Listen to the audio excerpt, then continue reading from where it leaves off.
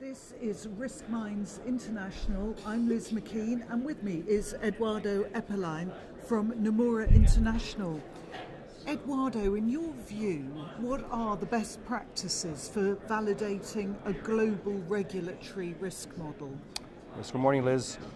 Of course, let me just preface by saying that when we're talking about the global risk model here, I'm going to focus on SIMM, which is the new standard initial margin model that got rolled out through ISDA on September 1st this year. Because there's already good practice for validating capital models.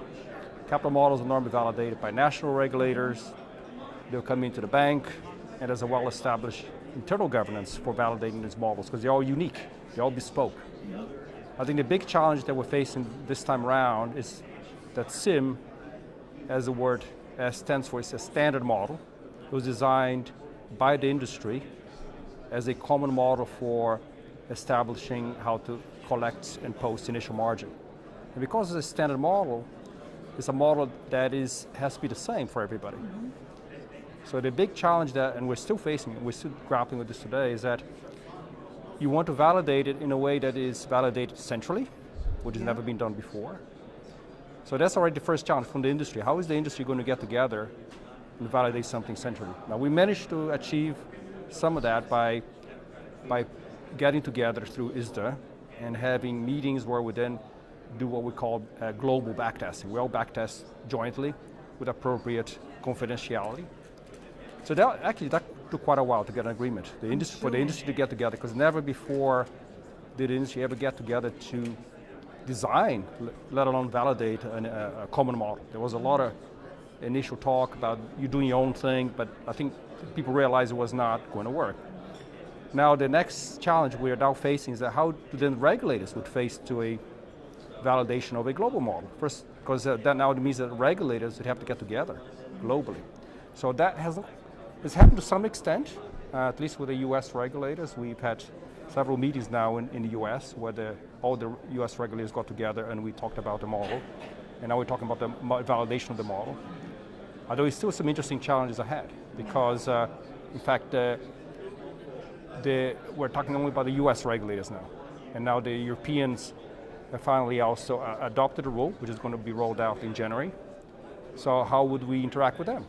How do we also interact with the Japanese regulators that have already gone live with the model? So there's still some challenges ahead, but we all, I think, fairly optimistic we can accomplish that. Those are the challenges. What are the core strengths of SIMM?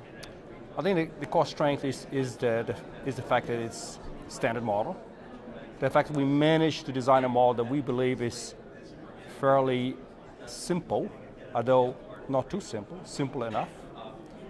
And in certain ways, we did a bit of plagiarization. We borrowed from the standardized model that was being developed by the regulators for FRTB, the so-called SBA model.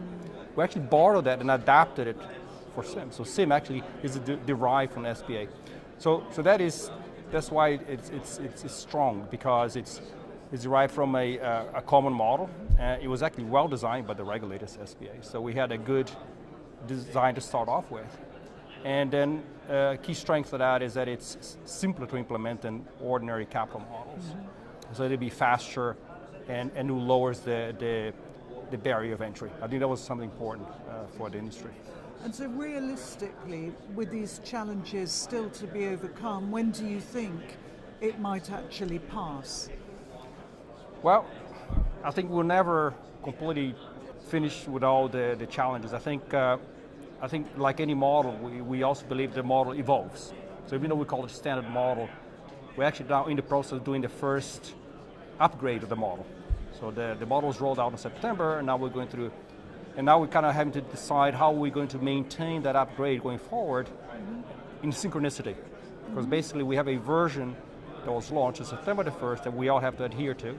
Of course, we don't have to, but of course if you're a firm, you use something your own, you're probably not going to be able to participate in the market. But I think the challenge going forward is how to evolve the model in a controlled way, and also in a way that we can maintain that industry collaboration, which we do now through a so-called ISDA governance forum. We have a forum where we all get together on a weekly basis.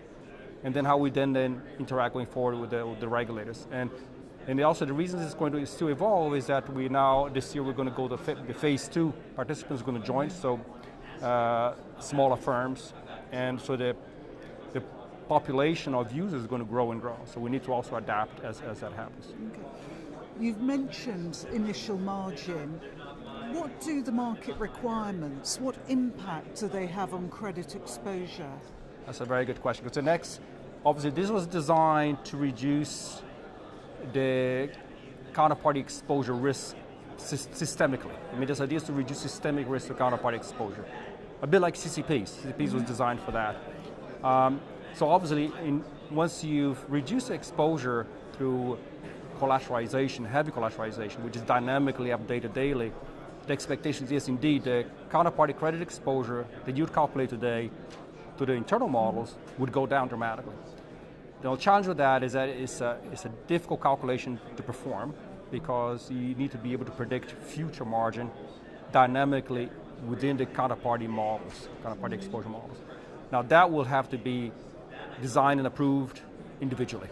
So that's different. That would then be different from a global model. So it's almost like you have to adapt all the internal models to reduce the counterparty exposure.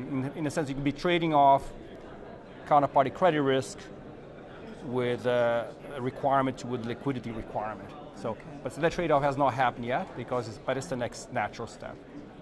Now, Eduardo, you're well known at this conference. You're a regular visitor. What brings you back to Risk Minds? Actually, Estra, I think I've been coming to this conference for probably 20 years now. I've only missed once in 2008. For good reasons. But I think the reason I keep coming back is that there's always some very good, well-known speakers. They always come from far away. And there's also a venue where people willing to come from far away. Participants in the market, regulators, vendors, risk managers, front office staff.